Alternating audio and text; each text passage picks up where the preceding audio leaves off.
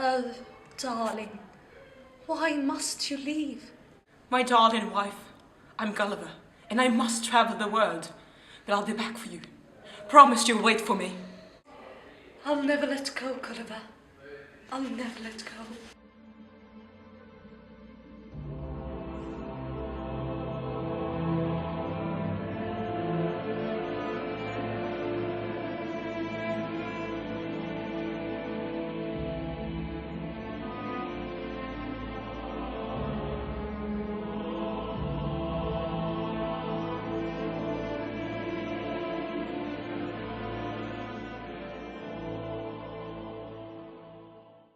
Thank you, Captain. You may call me William. Well, thank you, William, for presenting me with this splendid working opportunity. I couldn't be more glad about it. Oh, it's my pleasure. Howdy, partner. What a storm we're coming up here, don't you think? I'm sorry, what did you say? I can't hear you over the rough weather. I said it's getting a little windy. Ah!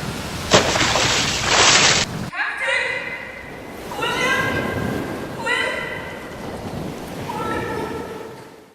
While Gulliver is passed out, his body shortly thereafter gets flushed up on an unfamiliar shore. He has arrived to an island named Lilliput, which is a land where tiny people called Lilliputians live.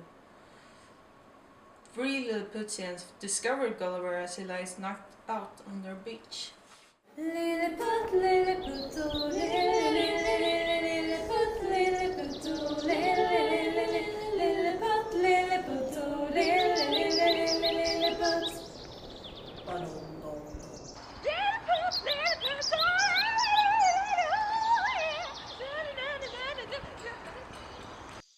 What in the world is that? I think it's a mountain. No, it's like us.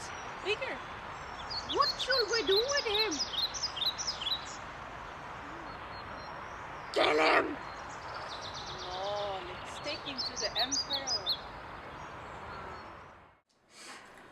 The Lilliputians quickly ran to the capital to tell their emperor about what they just had witnessed before they went to get help for transporting Gulliver from the beach back to the emperor on his very strict orders.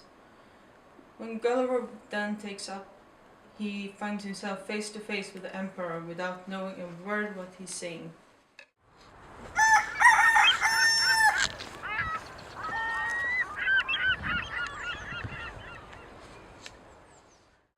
So, we have ourselves a little imposter. Hello, stranger.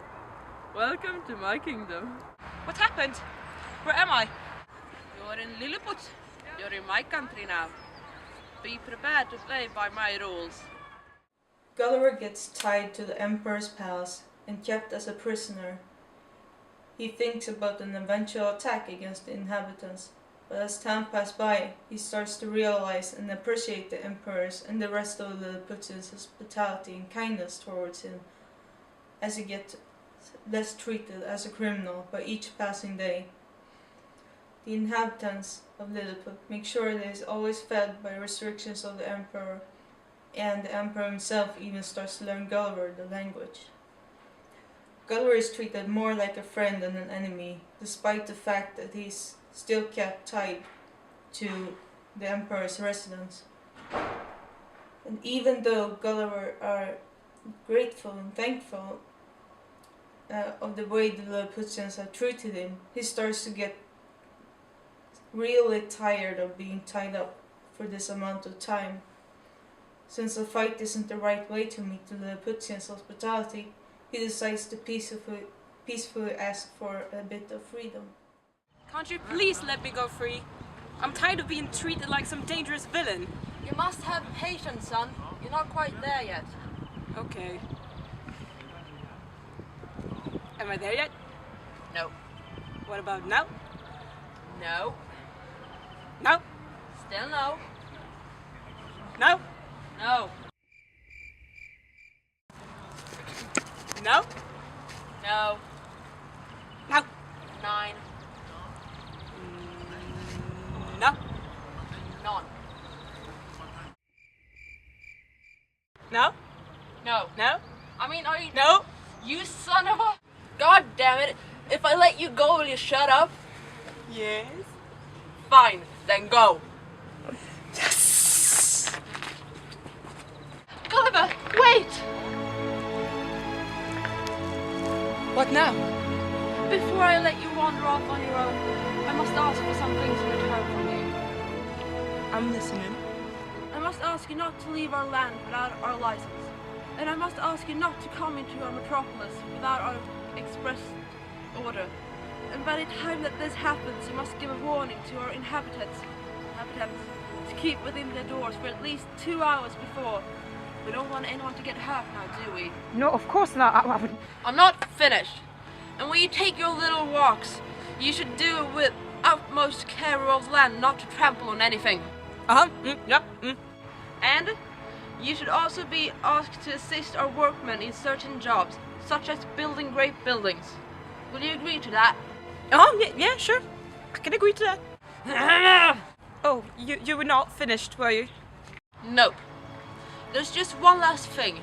You shall be our ally against our enemies in the island of Blafushka. And do your utmost to destroy their fleet, which is now providing to invade us. Are you down with that? Yes, alright, I'm in. Just give me some info on the matter, would you? The Emperor answered Gulliver's question with an affirmative nod before showing him to his office. He asks Gulliver and some of his companions to take a seat before giving Gulliver all the details about the occasion. So here's the deal.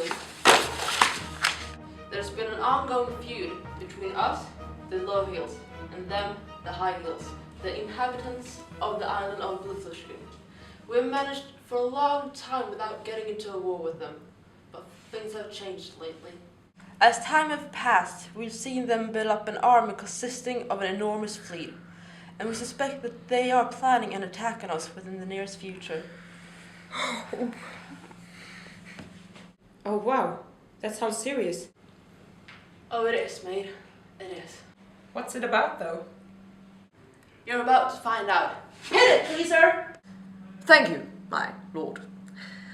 So, despite our different cultures and ways of thinking, we have always managed to get along and avoid any sorts of conflicts. Questions about how we should rule our country, discussions about our economical situations, dog breeding, social issues, and so on. When it comes to these sort of things, we have always managed to come up with a solution. But there was one issue that was just too big to agree on. Yeah? What was that?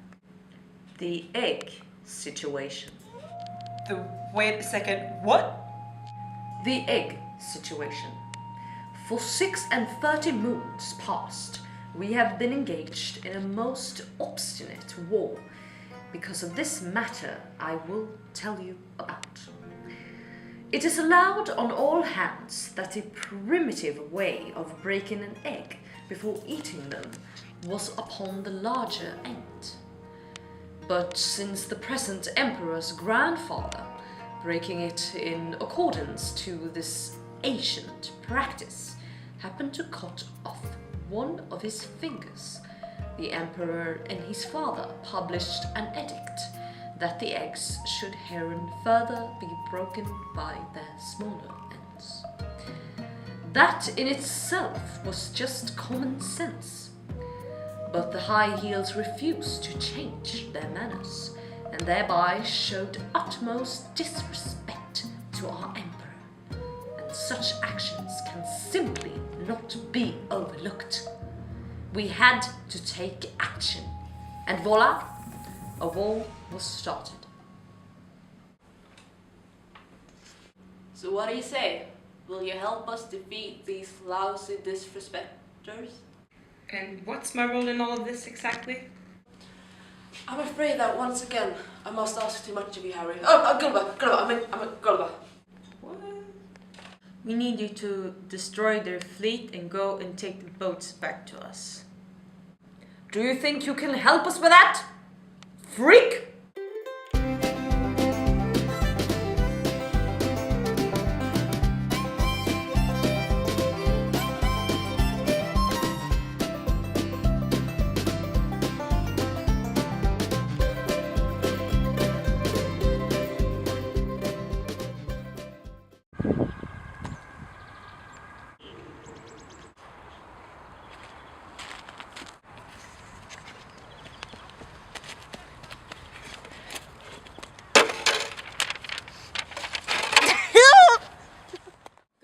gets back to Lilliput with the boats and get honored and praised by the people. Tresor, though, is not at all impressed with him or his efforts. He's quite on the contrary, actually. Woohoo! You got the boat! Like that was hard. Well done, Gulliver. I truly thank you from the bottom of my heart. Though Gulliver did what he was asked to do, the Lilliputians wanted him to do more. Gulliver felt that this was not in his place. He felt that the conflict between the kingdoms were meaningless and did not want to cause injustice. Because of Gulliver's decisions, many of the Lilliputians started to turn against him, thinking he was on the inhabitants of Blefuscu's side. Can I get a second with you, my lord? Are you blind? Can't you see he's playing for a different team? For a different team. Listen! This is serious. Gulliver can't be trusted. He's a traitor. So what do you suggest we do? I suggest we take action. And do what exactly? Kill him!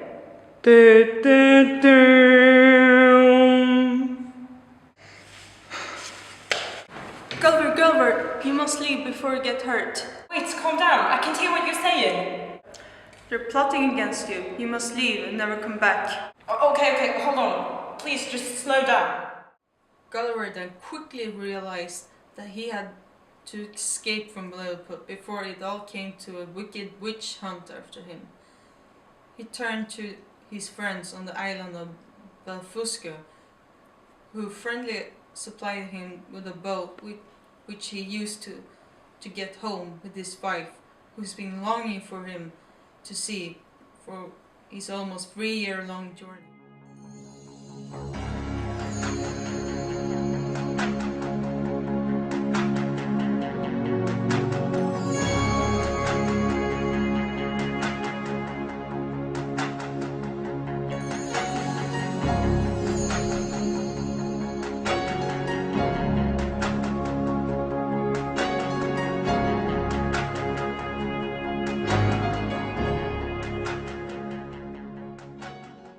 Oh, Gulliver, I've missed you so.